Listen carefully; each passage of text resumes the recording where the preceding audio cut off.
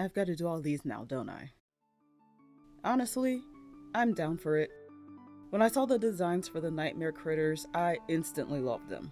As much as I love the smiling critters, their nightmare counterparts are a bit more up my alley design-wise. I think the wide, eerie smiles work a bit better on faces that are supposed to be sinister and edgy. Plus, a lot of those characters have visible teeth that make those wide mouths less empty. That being said, we don't actually know anything about them just yet. So, this video isn't going to be about them. This is me revisiting some of my smiling critter Fakemon designs because, whoo boy, a lot of them were rough. Before I jump into tackling the nightmare critters, I want to give the smiling critters a second shot. When it came to designing them the first time around, I'll admit I was in over my head. I wanted to really finish all of them for one big video, and even though I did end up splitting everything into 2 videos, I unfortunately rushed a lot of the designs to get this second video done in time. I'm honestly not sure I should be drawing just yet. Even after taking a month's break, my wrist still hasn't really healed, so who knows. Because of that, I'm not going to try to fit every single smiling critter design in one video. This gives me a chance to take my time with the designs and not strain my wrist as much when it comes to drawing them. For starters, there are a few designs I'm not going to change. Grimmelkip is still one of the best things I've made all year. Like, I'm rarely one to toot my own horn, but this is an absolute banger of a design. 11 out of 10. Literally nothing I would change. I do want to make an idle and attack animation for him though. Hercules is also solid.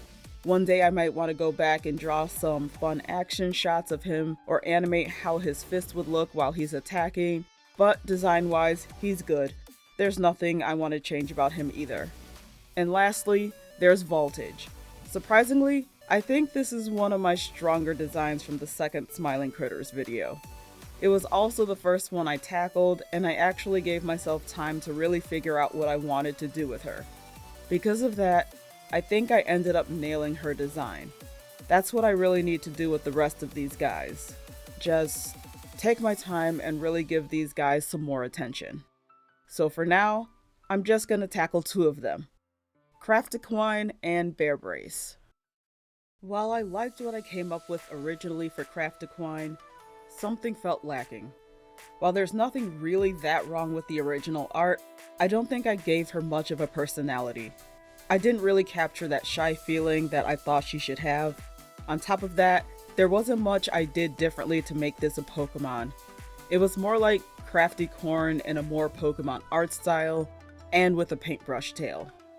When I looked again at Crafty's color scheme, the mane and tail colors made me think of water, so that's what I was gonna do. Turn the mane and tail into something watery, but still keep the paintbrush aesthetic. Maybe she mixes her tail tip with various berries and dyes to make watercolor-like paintings. I still really like the whole thing that Smeargle and Grafii have going on, where paint drips off their body and they use some part of their body to paint, and I wanted the same thing reflected here. CraftyCorn is a painter after all. And like I said before, I don't think I captured her shy personality as well as I could have with the original design, so I really wanted her pose to reflect that this time around. I hid her face behind her hooves and mane, so only a little of it is peeking out. You can't really see her expression, and her body language is pretty closed off. And lastly, the colors. They're mostly the same, but there's one shade of bright blue on the original that really didn't look good to me, so I just took it out altogether. Otherwise, the markings are mostly the same, minus some spots on her legs. And I gave her a lighter colored stomach because I thought this sort of design called for it. It also helped to make her body feel less empty. I did think of incorporating that flower emblem into her design somehow, but I'm not really sure each of their emblems are a literal representation of their interests or personality. For most of the critters, it translates well. Using a lightning bolt for Hoppy makes sense because we correlate electricity and energy. Same with the moon and Catnap and the sun and Dog Day. But a flower where every petal is a different color seems like the flower is just representative of a paint palette. I didn't think it was necessary for the design, but what do you all think? Should I go back and try to incorporate all their emblems into their designs? It's not drastically different, but it is an improvement on the last design. So once again, we have CraftyCorn, the watercolor Pokemon. Now a water and fairy type. The name is from craft or crafty and equine. CraftyCorn love to paint. They use their watery manes and tails to dilute and mix the color of berries to create their art. They are incredibly shy Pokemon who prefer the company of close companions. If CraftyCorn grows to trust someone, they will show their love and trust by showering them with gifts of paintings. Though typically quiet and docile, CraftyCorn can grow uncharacteristically angry when they run out of paint. Their abilities are color change and adaptability. I took away Intimidate for the ability, and outside of Gribblekipp and Hercules, I think the rest of the smiling critters won't have it. I gave it to them because, their monster forms are pretty intimidating. Even those little living plush versions are creepy, but as characters none of them are really meant to be intimidating. They're supposed to be toys that kids find endearing and friendly. Somehow. Aside from that, everything else is the same, and I think this is a step up from my previous design. As for Bearbrace, originally I didn't actually know what I wanted to do. She was the very last Fakemon I had come up with for the video, and I had imposed this deadline of finishing something by the end of the month. So I felt like I needed to finish something. So I just kind of made her a generic teddy bear with the same basic shapes as the rest of the smiling critter Fakemon. Overall, she was boring, and once again, I didn't really give her a solid personality. Originally, I wanted to mix the Kyushi plush toy vibes with the menacing look that the bigger body toys have, and to do that, I kind of threw their personalities by the wayside. The exceptions being Catnap and Dog Day, since they're the two characters we know anything about. I tried to mix their given personalities with the voice lines that their cutouts say with what I thought their monster forms would have been like, and it's a lot.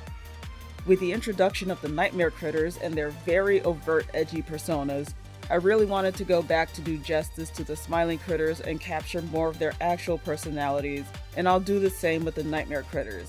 It's kind of why I want to wait until the game comes out to really work on those, but I might just work on some with the info and trailers we have.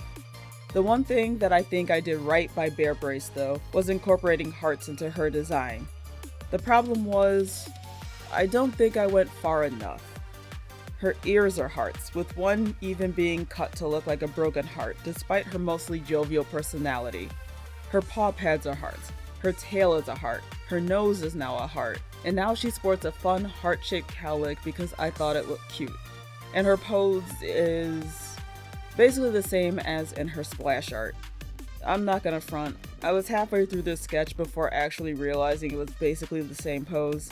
I considered changing it because it wasn't my intention to deliberately use the same pose, but I like it.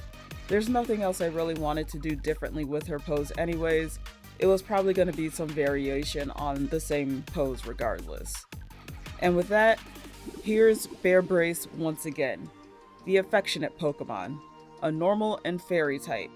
The name comes from bear and embrace. Bearbrace have an immense need for physical affection from Pokemon and trainers alike. Very rarely will you see Bearbrace alone, as they thrive in groups. Lone Bearbrace, however, are emotionally volatile and latch onto the first person or Pokemon they see. People who prefer to be alone for long stretches of time are recommended to not keep this Pokemon. They have the abilities Moody and Cute Charm. I think this is a huge improvement over the original Bearbrace. There wasn't much I liked about that one, and I know I kind of rushed it when I was drawing it because I wanted to finish the video in time. It was cute, but yeah. She didn't have much of a personality, and now she does, and that does a lot for a design. Also, I tried a different rendering style that was inspired a bit by the Sterninator. His art and designs are fantastic, and if you haven't seen his work, absolutely go check it out. He has a whole series of FNAF Fakemon designs, some Poppy Playtime designs, and a whole lot more. There's a couple more of the smiling critters I want to fix up before moving on to the nightmare critters, but what do you think? Are these improvements on the previous designs? Which one do you like more? And what other things would you like me to turn into Fakemon? Let me know in the comments. As always, you can check out my socials for the art I upload. I swear I will start uploading to Instagram again. But yeah, that's it for now. I'll be back next month with the last of the smiling critters.